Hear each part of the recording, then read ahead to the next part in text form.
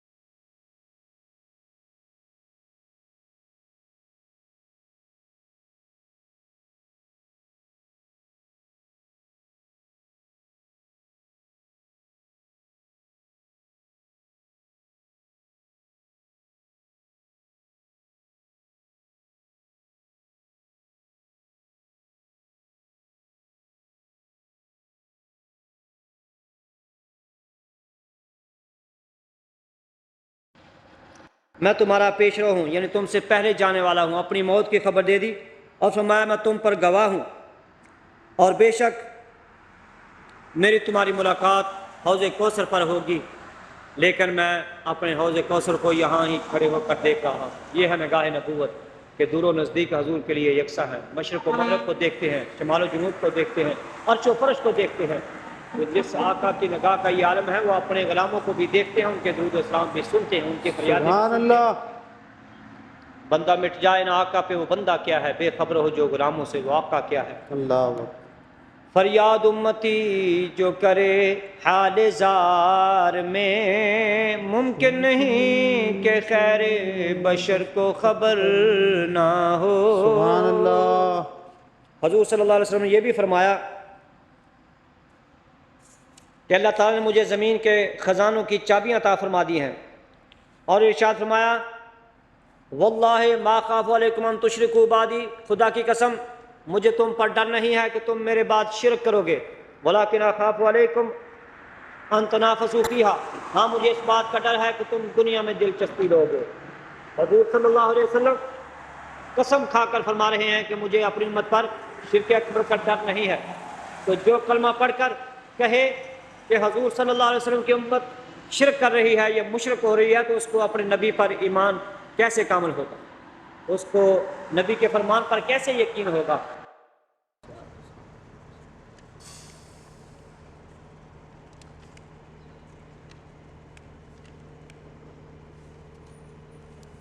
حضرت بولو قریب سے۔ یہ مسجد میقات، جس کو میقات ذوالحلیفہ بھی کہا جاتا ہے، اور اس میقات کا نام بیر علی بھی۔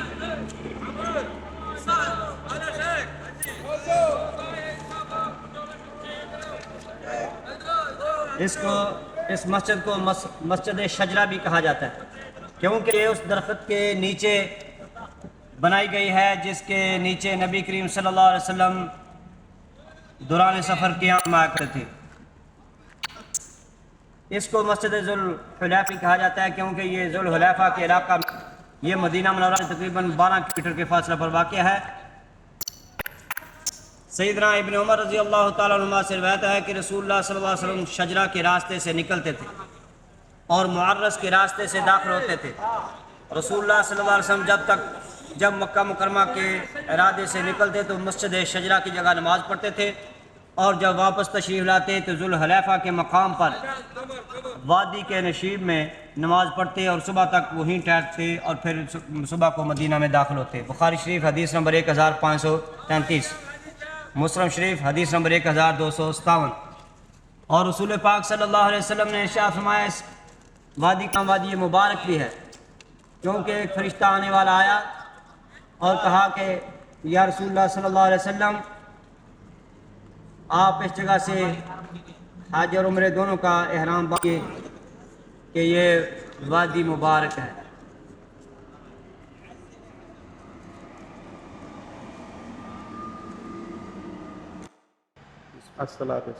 یہ جبل رمات ہے، یہاں پر رسول اللہ صلی اللہ علیہ وسلم نے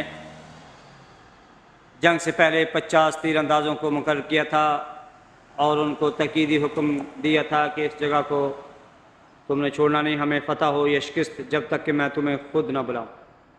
تو جب اللہ تعالیٰ نے مسلمانوں کو شاندار فتح عطا فرمائی، 30 کافر مارے گئے، باقی کافر مکہ کی طرف بھاگ نکلے، تو مسلمان ان کا تعاقب کر رہے تھے۔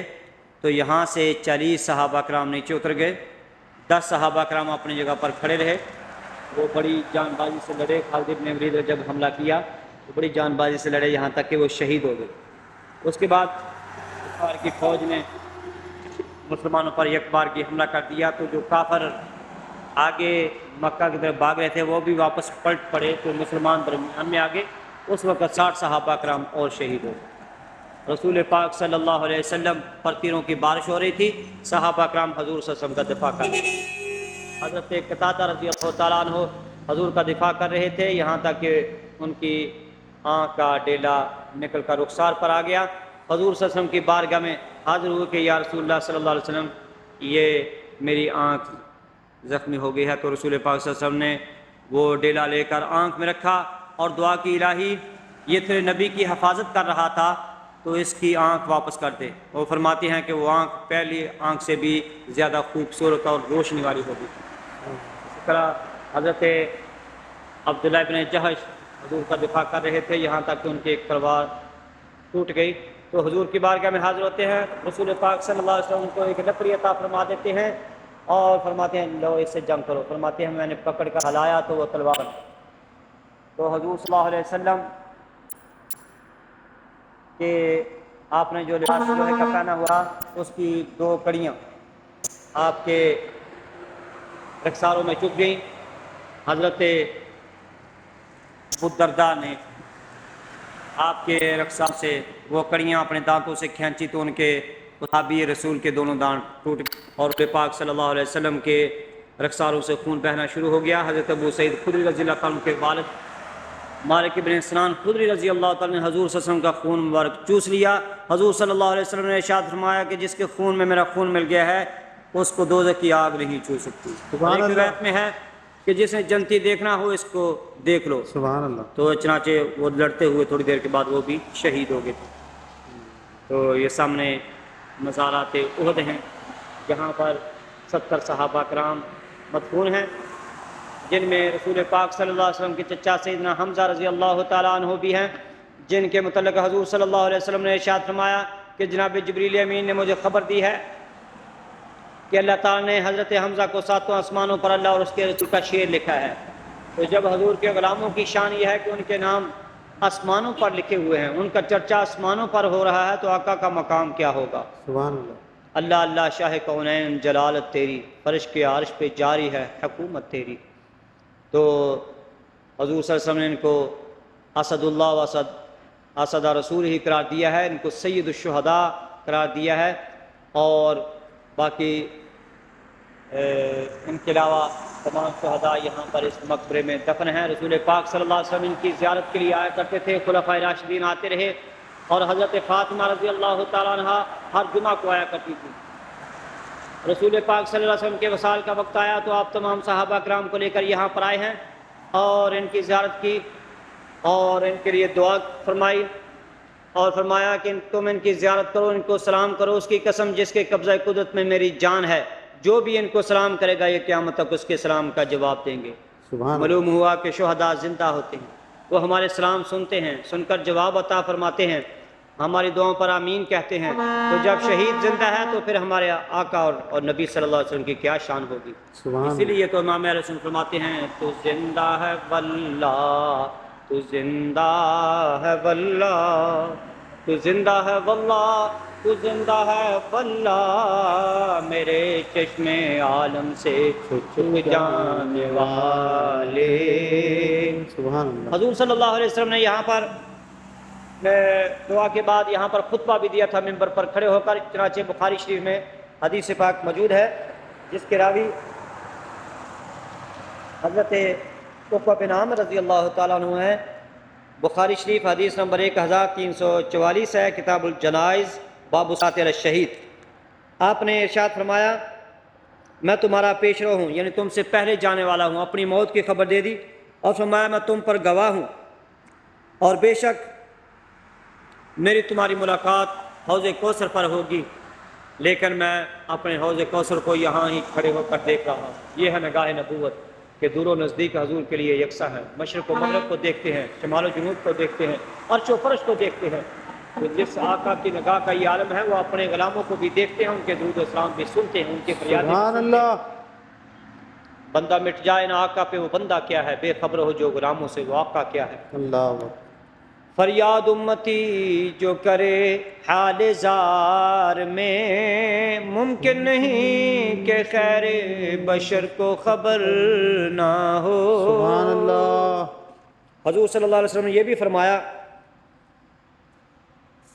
کہ اللہ تعالیٰ نے مجھے زمین کے خزانوں کی چابیاں عطا فرما دی ہیں، اور ارشاد فرمایا واللہ ما خاف علیکم ان تشرکوا بعدی، خدا کی قسم مجھے تم پر ڈر نہیں ہے کہ تم میرے بعد شرک کرو گے، ولیکن اخاف علیکم ان تنافسوا فیہا، ہاں مجھے اس بات کا ڈر ہے کہ تم دنیا میں دلچسپی لو گے۔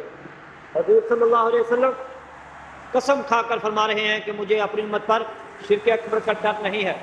تو جو کلمہ پڑھ کر کہے کہ حضور صلی اللہ علیہ وسلم کی امت شرک کر رہی ہے یا مشرک ہو رہی ہے، تو اس کو اپنے نبی پر ایمان کیسے کامل ہوگا، اس کو نبی کے فرمان پر کیسے یقین ہوگا، کیونکہ نبی پاک صلی اللہ علیہ وسلم جو بھی فرماتے ہیں وہ وحی الہی ہوتی ہے، آپ کا فرمان خدا کا فرمان ہے۔ وہ دہن جس کی ہر بات وحی خدا، چشمہ علم و حکمت پہ لاکھوں سلام۔ بلکہ اب جو حضور صلی اللہ علیہ وسلم کی امت کو مشرک کہے گا وہ خود مشرک ہو جائے گا، جیسا کہ حدیث پاک میں موجود ہے۔ ہاں اس امت میں شرک اکبر ہو سکتا ہے، اس بات کی نبی پاک صلی اللہ علیہ وسلم نے خبر دی ہے کہ ریاکاری ہوگی، دکھلاوا ہوگا، لیکن میری امت بتوں کو نہیں پوجے گی، درختوں کو نہیں پوجے گی، سورج اور چاند کو نہیں پوجے گی۔ نبی پاک صلی اللہ علیہ وسلم اس کی گارنٹی اور ضمانت دے کر کے، تو ہمیں اسلام کو اللہ تعالیٰ سمجھنے کی توفیق عطا فرمائے۔ آمین ثم آمین۔ بجاہ نبی کریم صلی اللہ علیہ وسلم۔